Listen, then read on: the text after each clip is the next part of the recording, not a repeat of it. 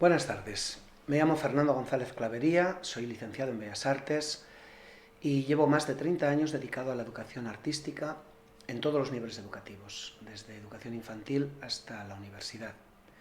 En esta charla vamos a hablar de por qué las artes, en este caso las artes visuales, que son a las que yo me dedico, son una herramienta muy eficaz para la educación de la creatividad y por qué deberíamos tenerlas siempre presente en una educación integral, en una educación que quiere afectar a todas las dimensiones del ser humano. Lo voy a hacer con muchas imágenes, tanto de artistas, unas pocas al principio, como imágenes de alumnos de Imaginarte, que es el proyecto en el que trabajo en Valladolid, y también de El Majuelo, de una pequeña escuela de innovación educativa que está también a las afueras de Valladolid. Bueno, antes de poner la primera imagen, solamente una reflexión. Si para que una pieza musical suene bien, tenemos que tener en cuenta algo más que el hecho de que cada nota esté afinada y en su lugar, lo mismo pasa con la educación artística de las artes visuales. Ese algo más, esa capacidad de emocionar, de transmitir, de expresarse, es el objetivo que en unos proyectos y en otros, en unas edades y otras, he buscado desde que empecé a trabajar en este oficio docente, y creo que tiene mucho sentido para que los alumnos encuentren un camino desde el que trabajar, desde el que expresarse, que respete su propia voz. En cualquier grupo humano, por muy homogéneo que sea, siempre hay una gran diversidad de sensibilidades, y las artes permiten trabajar desde esas voces, desde esas sensibilidades que nos hacen diferentes a todas las personas. El poeta Francisco Brines, en un poema que se llama Azul, un breve poema, hablando de su oficio de poeta, dice: «Y busqué palabras que alguien pudiera amar y me sirvieran». Y me sirvieran, este aspecto expresivo de la expresión artística, valga la redundancia, es lo que creo que está bastante fuera de la educación artística que tenemos más generalizada, y es donde voy a poner todo el acento, todo el énfasis, porque creo que a partir de esa capacidad de expresión, de ese reconocer que las artes son disciplinas que no se dejan atrapar en certezas incuestionables, que son difíciles de evaluar incluso porque la metodología de la respuesta acertada pues casa poco con la expresión artística. No quiere decir que todo sea igual de bueno, pero sí que hay muchas maneras de hacerlo bien, igual que hay muchas maneras de hacerlo mal. Entonces, creo que hay que poder siempre poner énfasis, poner el acento en esa capacidad de establecer procesos de creación, y lo digo con mayúsculas, procesos de creación, aunque sea con criaturas de 3 años. Creo que el sentirse en lo que uno está haciendo es tan importante, ese «y me sirvieran» de los versos de Brines, tan importante como encontrar las palabras, las imágenes que alguien pudiera amar. Voy a hacerlo, como he dicho, a través de imágenes, y voy a empezar con una que pongo ahora mismo, de Vincent van Gogh, un espléndido paisaje de los últimos que pintó en la primavera del norte de Francia. Es un paisaje en el que vemos los rojos de las amapolas casi dando gritos en medio de los trigales verdes, en el que vemos la fuerza del cielo, que es todo menos un cielo vacío, es un cielo lleno de aliento, de movimiento, que parece involucrar a todos los elementos del paisaje, y es fácil ver este cuadro como una expresión de la fuerza de la vida natural, de la fuerza con la que estalla la primavera.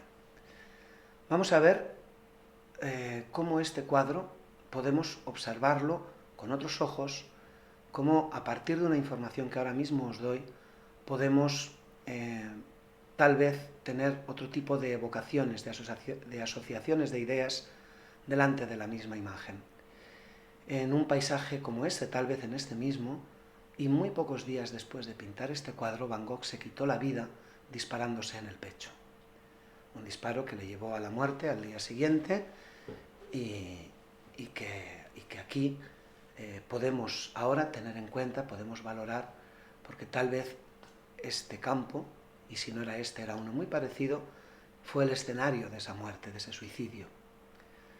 Tal vez entonces nos demos cuenta de la soledad de este paisaje, no hay nadie, de la soledad de este paisaje como expresión de la soledad que siempre persiguió al pobre Vincent, e incluso tal vez ese rojo vital, fortísimo de las amapolas nos hace pensar en el rojo de la sangre que Van Gogh derramó por estos campos.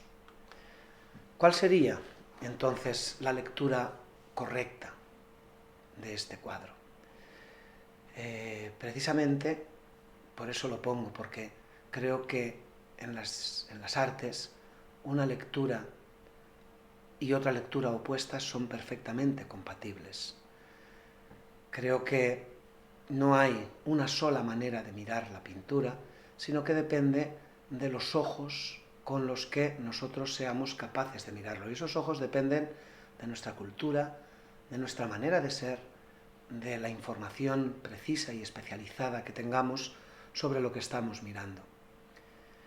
Es decir, no planteo a mis alumnos el contacto con las artes desde el punto de vista muy respetable de la historia del arte, sino desde el punto de vista del espectador no especializado que intenta ver en las artes una condensación de experiencias humanas que hacen más rica la conciencia que tenemos, que el espectador, voy a hablar en tercera persona, que el espectador tiene de sí mismo.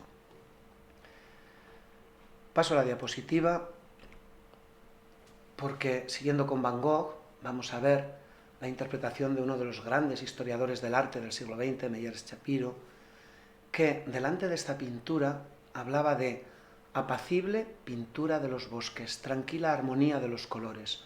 Los troncos son presencias amigas que acompañan el paseo por un suelo blando y cubierto de flores. Esa es la impresión que un gran especialista en arte sacó de esta pintura.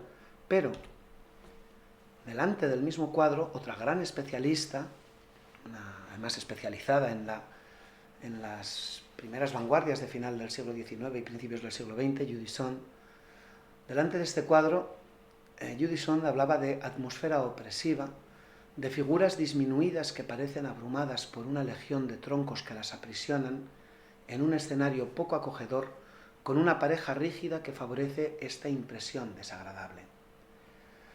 Son dos puntos de vista perfectamente opuestos y perfectamente compatibles, porque sencillamente vienen de dos personas que son distintas, a pesar de que ambas son grandes especialistas en la lectura de las obras de arte.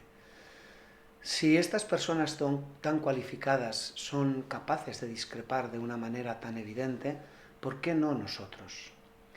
Quiero decir que si delante de este cuadro cualquiera opinara que lo que hay aquí pintado es una carrera de caballos, sin ninguna duda se estaría equivocando. Ahí sí que podría actuar la metodología de la respuesta acertada, y en este caso sería para decir no, no es cierto.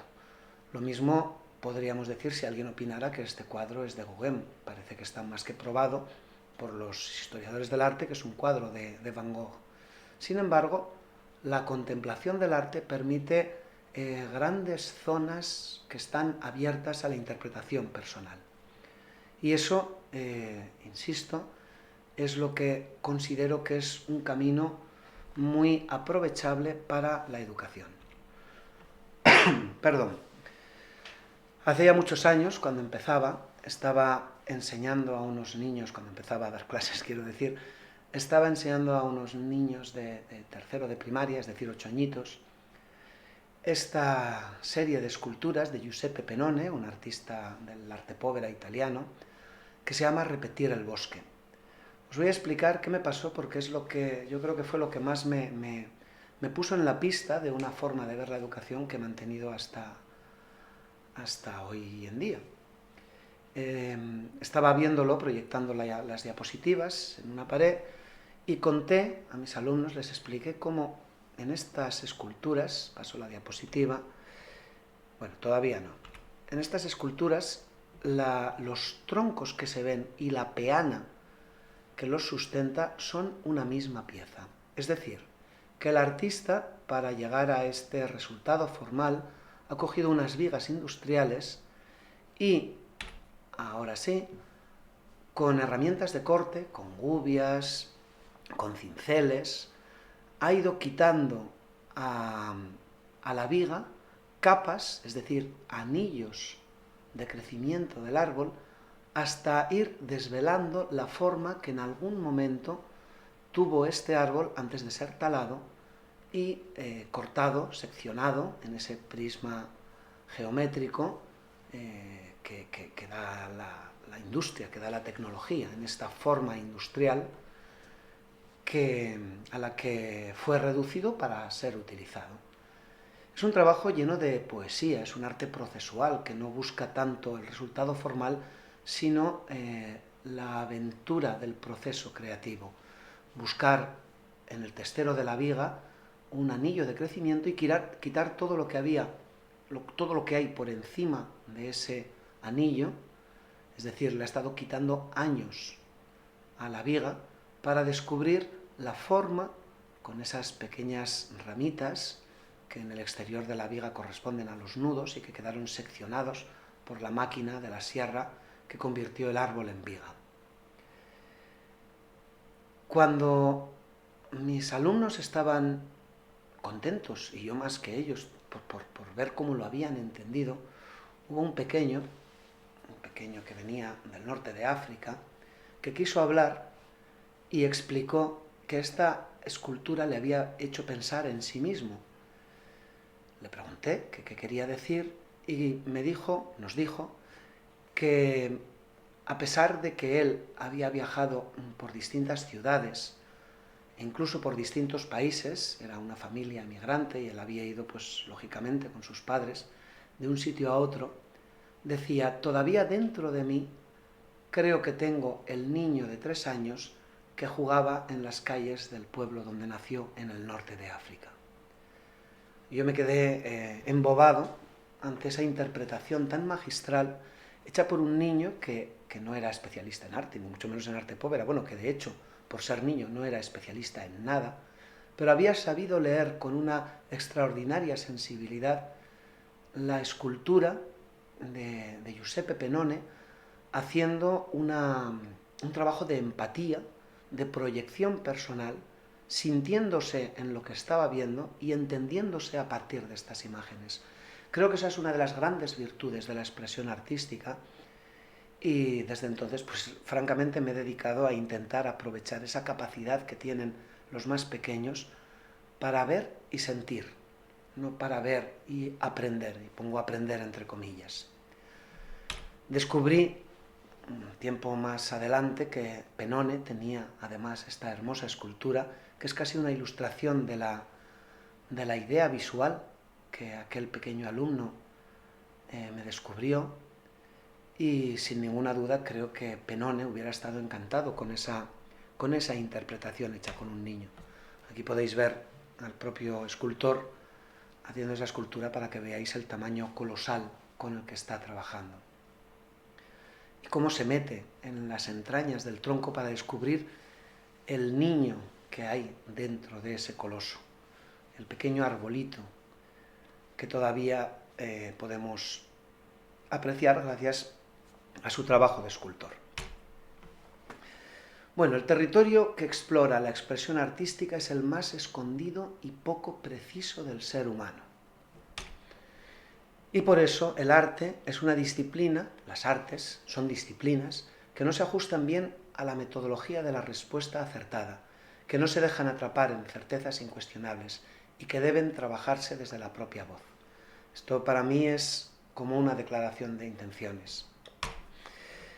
Vamos a ver otro ejemplo de qué quiere decir trabajar desde la propia voz. Estos son alumnos ya de aquí de Valladolid, de Imaginarte, delante de un modelo natural, un pequeño cernícalo americano, hembra, para ser precisos, que traje como modelo para que dibujaran. El ejercicio de dibujo del natural seguramente es, en teoría, el que menos aventuras permite para la imaginación. En teoría, digo, porque yo creo que ver e imaginar son dos caras de la misma moneda, o al menos eso intento que tengan presente mis alumnos.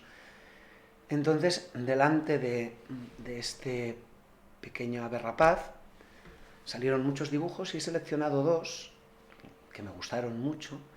El primero, el de la izquierda, es de una niña que entonces tendría unos 7 años y el segundo de otra niña de 5 años. El primero, el de la izquierda, el de la niña de 7 años, ha intentado mantener lo más fielmente posible los colores, ese camuflaje que tienen los cernícalos, para intentar pasar desapercibidos, ese vestido de bosque, como le llamamos. Y en cambio, la segunda, desde sus 5 años, ha dibujado con unos colores llenos de fantasía, unos colores vivos que podéis apreciar. Entonces, ante la pregunta a esta niña pequeñita de por qué había puesto esos colores tan vivos, tan exaltados, la criatura con toda sencillez respondió que, ¿por qué no? Si es que tiene unos colores muy bonitos el pájaro, pues yo también he puesto colores muy bonitos. Es decir, se llevó tranquilamente a su terreno, a sus capacidades de 5 años, la expresión ante esa observación maravillada de la belleza del ave. Esto es trabajar desde la propia voz. Esto es trabajar intentando expresar y sintiéndose en el papel, sintiéndose en el trabajo que ha hecho, sintiendo que lo que ha hecho es un proceso de creación suyo.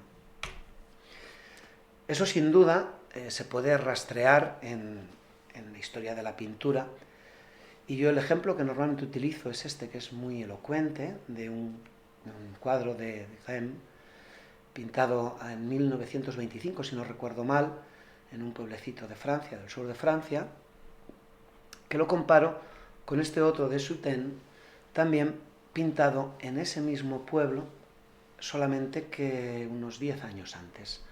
Vamos a compararlos para que podáis apreciar que ambos cuadros están pintados exactamente desde el mismo punto de vista, pero, sin embargo, lo más evidente son las diferencias.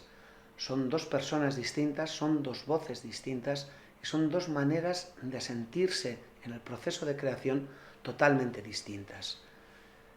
La tectónica fuerte, prismática, esencialista de André Derain y la pincelada nerviosa, el movimiento continuo, la sensación un tanto precaria de esas construcciones en el gesto nervioso y tal vez incluso irascible de Sutain.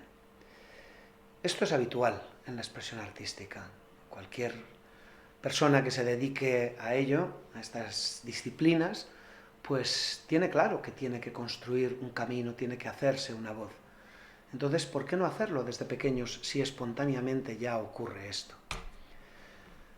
Lo ilustro con otro ejemplo, un animal marino, esa era la propuesta, pintar animales marinos en una clase, esto es de una niña de 6 años. En la misma clase hay otra respuesta totalmente distinta a la misma propuesta. Si este es un pececito encantador, ordenado, fijaros en los colores de la cola, que parecen estanterías de ropa bien plegada, la boquita de piñón, el carácter amable, encantador del animal. Este otro, en cambio, también por una niña de 6 años, ha buscado un ejemplo muy distinto. Un pulpo manchando de tinta. Recuerdo que la niña se manchó las manos con témpera para poder hacer todas esas huellas de tinta que intentan explicar la confusión de un animal que es muy fascinante, pero desde luego es difícil convertirlo en un animalcito encantador. Es un animal hasta con esa cara enfado que le ha puesto la criatura. Es un animal que expresa su carácter pues esquivo, lejano e incluso monstruoso. Pero todavía podemos seguir más. Esto es otra respuesta al mismo planteamiento, pintar un animal marino. Pues para una niña, también esta era una niña de 6 años, un animal marino puede ser tranquilamente una sirena nadando libre por las aguas del océano. Otro ejemplo, y también con 2 niñas, esta vez eran, sí, de 6 años. Este dibujo encantador era en un ejercicio de acercar el dibujo a la escritura para crear algo parecido a las poesías visuales. Y la experiencia era una experiencia de salir al campo, de la naturaleza. El tema, digamos, era salir al campo. Esta niña, que era terriblemente inteligente y a la vez una niña cerebral, muy mental, una niña que era muy introvertida, pues con una enorme inteligencia ha expresado la fascinación delante de esa luna llena, sustituyendo la luna por la escritura, la luna está llena, y poniéndonos a ese personaje de espaldas que nos lleva directamente a mirar lo que ella está mirando. Estamos viendo que la luna está llena y estamos viendo a la niña que mira a la luna. Por lo demás, tiene solamente los elementos necesarios para conseguir la eficacia expresiva. Delante de la propuesta de un paseo por el campo, otra niña de esa edad pues pudo reaccionar así. Una niña muy distinta, muy espontánea, muy sensorial, una niña que se ha dibujado prácticamente como un árbol. Si os fijáis en los lacitos de la coleta, son igual que las hojas de la rama del árbol, y los animalitos que han anidado en el árbol también anidan en su cuerpo, le suben ardillas por las piernas, se le posan pájaros en la cabeza, en los brazos e incluso en un bolsillo que tiene a la altura del ombligo. Es una niña que se ha identificado, su cuerpo, lógicamente no a un nivel verbal, sino que ha reaccionado espontáneamente pintándose como parte de esa naturaleza. Ha conseguido expresar que ella estaba muy corporalmente en la naturaleza. Y luego ha puesto pues unas pegatinas de números que, ¿por qué no? Si aquí había minimalismo, aquí en cambio la expresión es desaforada, una vitalidad muy movida, tal vez desestructurada, como corresponde a su edad, pero terriblemente eficaz, con esa cara de verde que todavía recuerda más que la niña parece un árbol. Después hizo otro dibujo en el que está haciendo pis en la naturaleza, en el que todavía parece más evidente su pertenencia al campo, que su cuerpo forma parte de esa naturaleza. Está allí haciendo pis, pero no ese es el único detalle, sino las flores. Fijaros la altura de las flores, cómo ve una niña bajita de 6 años las flores del campo. No las ha situado allá abajo, allá lejos de su cabeza, sino que les ha dado la altura que seguramente ella sentía continuamente paseando por las hierbas altas de la primavera. Sin embargo, vivimos en una sociedad, la sociedad de la imagen, en la que encontramos continuamente imágenes muy estridentes, imágenes de seducción instantánea, pensad en la publicidad, imágenes que luchan, compiten entre ellas para captar nuestra atención, imágenes que tienen más valor de intercambio que valor de introspección. Son imágenes kitsch, que simplifican el mundo y empobrecen la mirada. Esta imagen en concreto la he buscado poniendo primavera, educación primaria, y enseguida me apareció en Google Imágenes, me apareció esta imagen y otras muchas que convierten la primavera en una cursilada. Si queremos superar este nivel, si queremos buscar ese pensamiento divergente del que hablaba Guilford, esa capacidad de tener algo así como una respuesta personal frente a un tema tan manido, tan saturado como es el de la primavera, tan vendido, pues un buen recurso es poner límites. Por ejemplo, hacer la primavera pero con arcilla. Es difícil hacer las formas de las hojas de un árbol con arcilla o las alas de la mariposa con arcilla. Hace falta un cierto grosor que es como incompatible con la mayoría de lo que vemos aquí, ni pompas de jabón, ni mariposas, ni hierbas finas, ni pétalos de flores. Pero es que la primavera también puede ser esto. Esto es de una criatura también de 8 años. La primavera también puede ser esto, una ardillita que está saliendo del letargo invernal. O, esto era de más pequeño, aquí el chiquito era de segundo de primaria, ver la primavera desde dentro de una madriguera de una araña, cómo está deshelando y cómo la araña, no sé si conseguís verlo, pero es el punto de vista desde dentro de la cueva de una araña. Se ve la telaraña y se ve ya la vida, el deshielo, el sol que aparece a la izquierda y los insectos que están por allá volando. Es el momento de salir al mundo. O esta encantadora elefanta que está pariendo, en una expresión completamente atípica, pero que también es la primavera, es el momento de la fecundidad y la reproducción.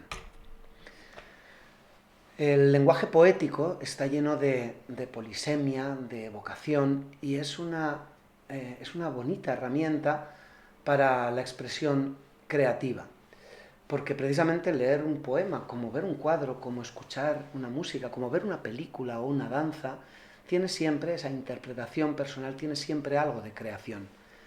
Con esa idea, a veces en Imaginarte, pues propongo versos, en este caso es Toda la noche he caminado bajo una lluvia desconocida, un verso de Alejandra Pizarnik, y bueno, pues la respuesta en este caso es un dibujo vital, fuerte, lleno de movimiento, con unas gotas gigantescas que atrapan a las personas, un dibujo pues con una imagen que podría ser incluso angustiosa, ¿no? Viendo la figurita que ha quedado atrapada en ese goterón de color rojo.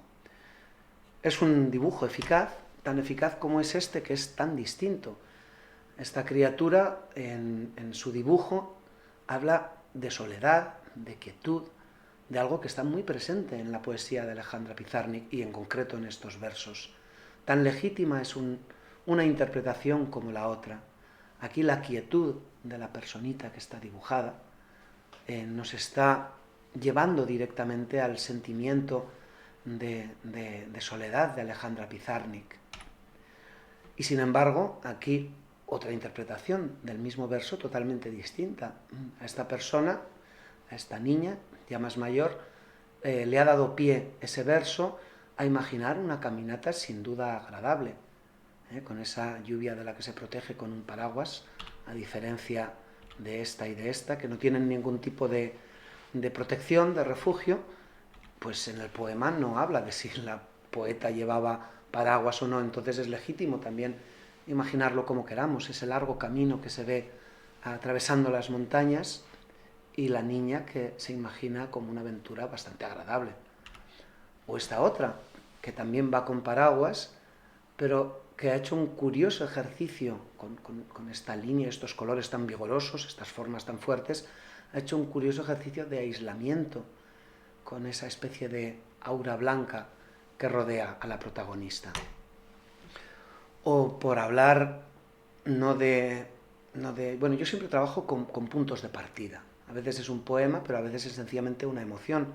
Este año, después del gran confinamiento que tuvimos, hemos trabajado mucho a partir de emociones. Emociones que hemos visto en distintas pinturas y que después cada alumno ha llevado a su terreno. En este caso es evidente que es la tristeza, pero os muestro dos versiones muy distintas de una criatura de 5 años y otra criatura de 15 años. ¿Por qué lo digo? Quiero insistir en que es que las artes, la frase que he dicho al principio, están siempre abiertas a finales completamente distintos. Dibujar la figura humana es una propuesta tan válida a los 5 como a los 85 años. Y esto es muy importante. Esto es muy importante incluso para establecer el currículum de la asignatura de artes visuales. Con todo se puede enfrentar un alumno, por pequeño que sea, porque es que los distintos niveles de interpretación, de sofisticación de la idea, pertenecen a cada uno, a su sensibilidad, a su edad, y permiten soluciones eficaces y legítimas en cualquier edad. Esto, como decía, es la tristeza, pero fijaros en esta otra tristeza tan vivida de un niño que está dibujando la tristeza de estar en el patio como están, bueno, ahora mismo no sé si se está aliviando ya la situación, pero al principio de este curso los niños han vivido un verdadero calvario en el patio de la escuela, el no poder acercarse a sus compañeros, el aburrimiento de no tener nada que hacer, por el virus me refiero. O este otro paisaje tan minimalista, tan sencillo y tan sentido. La enorme tristeza que deja ver esta criatura solamente pintando un paisaje. O esta otra versión tan distinta de la tristeza, también de una niña de 8 años, si no recuerdo mal, que ahí veis el personaje central, que claramente está llorando, y lo que tiene a su alrededor es, en palabras suyas, la confusión del mundo. El mundo, decía, es un lugar muy extraño. Todo esto ocurría detrás de la pandemia, a principios de este curso, y la respuesta creativa de esta criatura era pintar una especie de sopa de colores en la que no hay estructura ni jerarquía, todo es extraño. Es una forma de explicar la tristeza tan válida como cualquier otra. El amor. Vamos a ver el amor también explicado desde distintas voces. Esta es una criatura de 5 añitos que después de ver un cuadro de Chagall y otro de Magritte sobre el amor, cuadros muy distintos, y de charlar sobre las pinturas y dejarles que, bueno, sobre todo preguntarles que ellos opinen, que ellos hablen de cómo interpretan. Después la propuesta era, vale, tenéis que pintar un cuadro sobre el amor, un dibujito sobre el amor, en este caso pues con las técnicas que quieran, tenemos muchas técnicas a su alcance, pero con una limitación, prohibido poner corazones. Vamos a quitar lo más evidente, vamos a quitar lo más fácil, lo que es de comunicación inmediata, para que entonces la criatura tenga que esforzarse en buscar otra solución más personal, que pueda ser más sentida, que no se conforme solamente con las muchas soluciones que nos ofrece la cultura de la imagen. En este caso, divertido, como veis, es una historia de amor entre un dinosaurio y un pajarito. O este otro, de un niño un poco más mayor, extrañísimo dibujo, he buscado para ejemplificar el amor los dibujos más sorprendentes. Son 2 ojos que se aman. Fijaros en el contacto de las pestañas marrones, cómo se han buscado para tocarse, para tener esa especie de contacto. Un ojo quiere al otro. O esta niña, que lo único que tenía claro es que el dibujo tenía que ser rojo, que el amor es rojo. Y dibujó un rojo que parece una poción mágica de esos filtros de amor que hay en los cuentos. O esta maravillosa recreación de 2 flores, parecen amapolas, pero es inevitable pensar en Rubén Darío, en la sonatina de Rubén Darío, que no sé si el niño conoce, la verdad es que no le preguntó. Un niño de 11 años, creo. Una versión del amor tan curiosa, tan melancólica. O la ternura de un primer contacto, de 2 manos que se encuentran. Es muy probable que esta niña, si hubiera sido capaz, habría dibujado las 2 manos enlazándose. Lo pongo precisamente por eso, porque ha llevado perfectamente la expresión a su terreno. Si dibujar 2 manos tocándose era demasiado complicado, o sea, tocándose no, enlazándose, entonces ¿qué ha hecho? Ha hecho un contacto, un leve contacto, que yo creo que ha acentuado todavía más la expresión del amor. Ese pequeño contacto de 2 dedos puede despertar el amor, puede ser significativo desde ese punto de vista del amor. También lo otro lo hubiera sido, pero si la criatura no se veía capaz de dibujar las dos manos enlazadas, ha encontrado una respuesta fantástica a partir de los recursos que ya podía desplegar. Y ya esto es increíble, de una niña de 5 años, fijaros cómo ha dibujado el amor. Qué especie de vuelo repetido en dos parejas.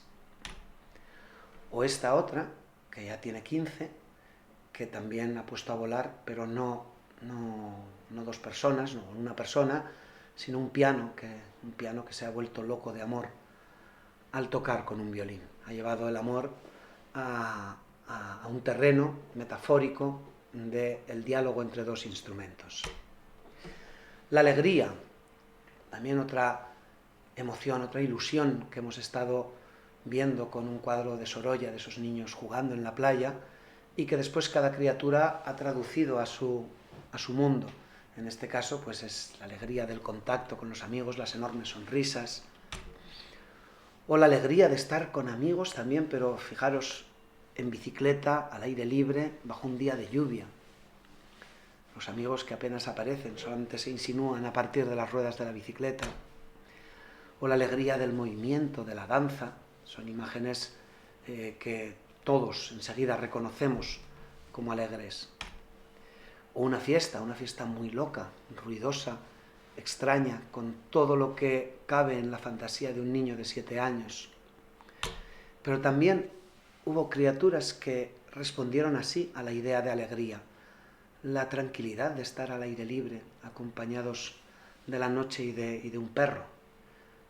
La felicidad, algo melancólica, pero que ella ha identificado como alegre, de poder estar disfrutando del aire libre. Insisto, todo esto hay que leerlo después del confinamiento, en el que todos sufrimos, pero creo que especialmente los más pequeños.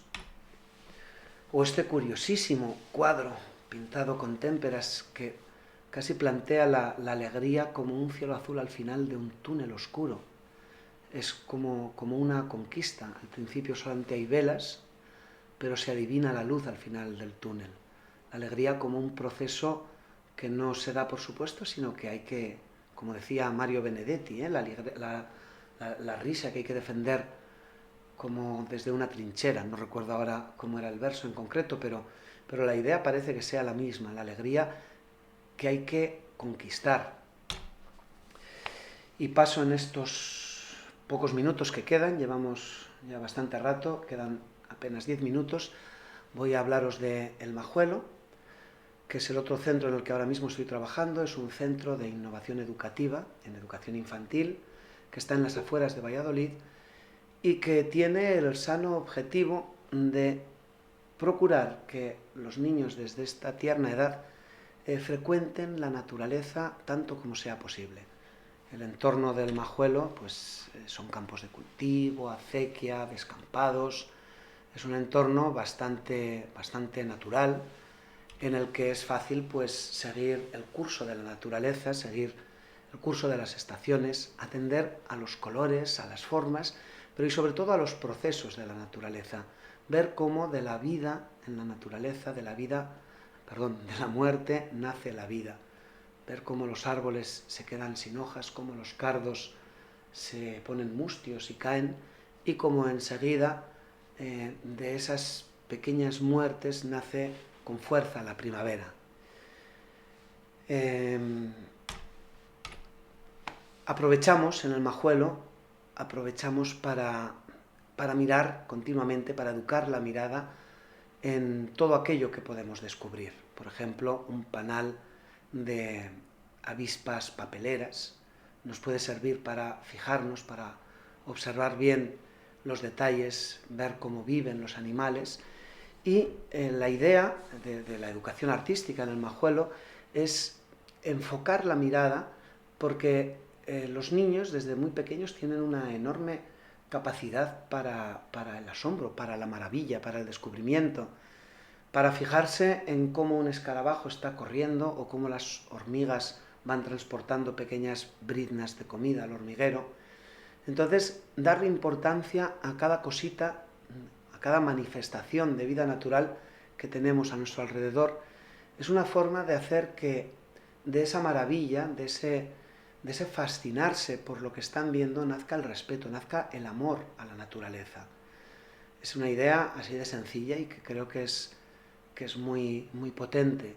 Si los niños se enamoran mirando, si continuamente cada semana salimos a observar, a ver cómo caen las hojas de los árboles o cómo el sol hace reflejos que bailan en las ondas de agua de la acequia, si los acostumbramos a esa mirada fascinada, insisto en esta palabra, es muy difícil después pensar que cuando sean adolescentes hagan un botellón y lo dejen todo lleno de latas, de plásticos, de botellas. Es un proyecto que pretende arraigar en los niños la idea de que la naturaleza no es un espacio en el que nos movemos, no es un escenario, sino que nosotros pertenecemos a la tierra, pertenecemos a la naturaleza. Entonces, encontrar un cangrejo de río, como fue el modelo que este niño tuvo en su día, pues nos sirve para observarlo, intentando descubrir todos los detalles, viendo cómo el exoesqueleto le protege el cuerpo blando que tiene dentro, que es lo contrario de cómo es nuestro esqueleto, cómo las articulaciones son uniones de piezas duras, pero que pueden moverse. Intentamos siempre fijarnos en cada detalle y encontrar propuestas de trabajo que sean muy abiertas, siempre con esta idea. No poner un objetivo de trabajo, sino un punto de partida. Así, pues, encontrar castañas con su erizo lleno de púas sirve para unas púas que contrastan con la piel tan suave de la castaña, sirve para trabajar el tema de las texturas y luego experimentar con ellas, o salir a ver cómo la lluvia golpea en un charco que está copiando las siluetas de los árboles, sirve para después dibujar las formas del agua. En definitiva, educar la mirada para mantener siempre esa fascinación, que quede en sus recuerdos más antiguos, que esté presente la idea de que la naturaleza hay que mirarla con una cierta actitud. Es una iniciación a la contemplación de la naturaleza con esa intención de que lleguen a vivenciar, y no solamente a argumentar, a vivenciar que somos parte de la naturaleza. Esto que veis, esta colección de huesos, son sencillamente huesos que ellos van encontrando en las salidas continuas que hacemos a los campos de los alrededores. No hacemos grandes excursiones, sino que nos movemos en ese entorno. Ese es el privilegio que tenemos de estar en las afueras de una ciudad y poder convivir pues, con esos restos de otras vidas y entender que hasta lo más pequeño en la naturaleza es significativo. Es un concepto que en la estética japonesa se llama wabi-sabi, que pone en valor la belleza de lo efímero, de lo fugaz, de lo que es prácticamente insignificante, que es aquello que solamente se puede ver si educas la mirada, si enfocas la mirada. Este enfocar la mirada, tener la actitud adecuada para poder verlo, es lo que continuamente practicamos en el Majuelo. He hablado de estética japonesa porque realmente allí existe definido así este concepto, pero no es un concepto ajeno a los artistas europeos. Estoy pensando en Joan Miró, que decía que por qué los pintores le dan más importancia a una montaña que a una hormiga. Pues es una frase que entendería fácilmente cualquiera de los niños que tenemos en el Majuelo. Entonces aquí pues estábamos recogiendo estas cápsulas de semillas que todavía mantienen la simetría de cuando eran flores, y con esos pequeños tesoros, con esos bolsillos llenos y los ojos llenos de las cosas que han encontrado, pues hicimos unos trabajos muy bonitos. En este caso eran trabajos cooperativos, algo que nos gusta mucho hacer, trabajos en grupos en los que tienen que ponerse de acuerdo Potenciamos en el Majuelo, potenciamos mucho la autonomía de los niños, incluso para resolver los conflictos que puedan surgir en la convivencia.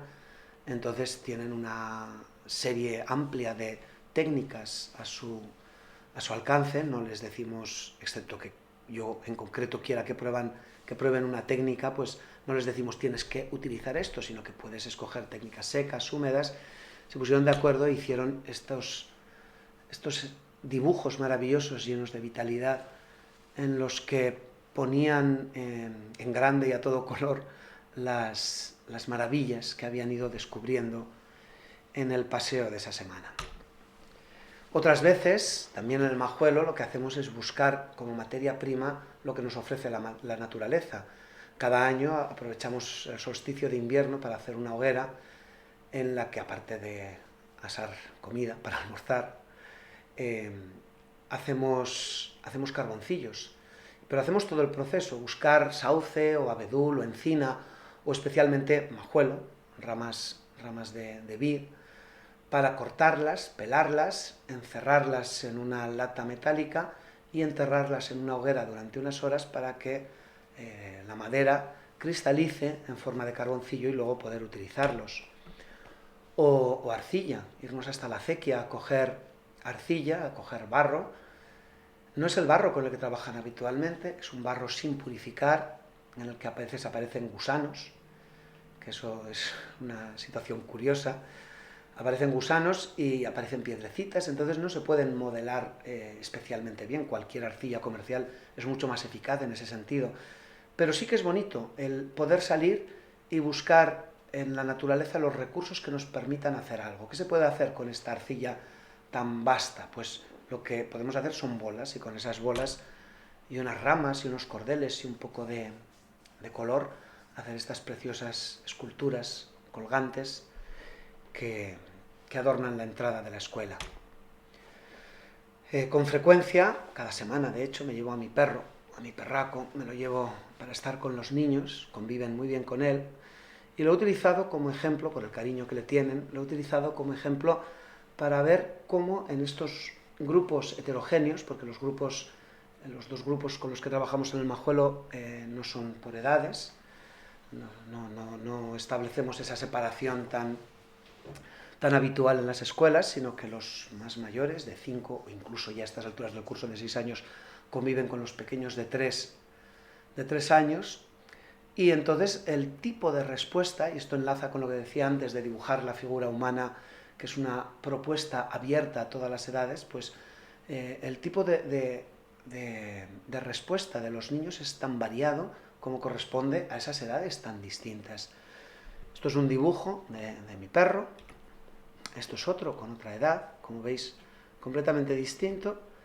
Aquí la chiquita pues era más pequeñita todavía, 3 añitos, y esto es otro ejemplo, la primera figuración de un niño que apenas había cumplido los 3 años, también delante de ese modelo paciente que es mi perro. A veces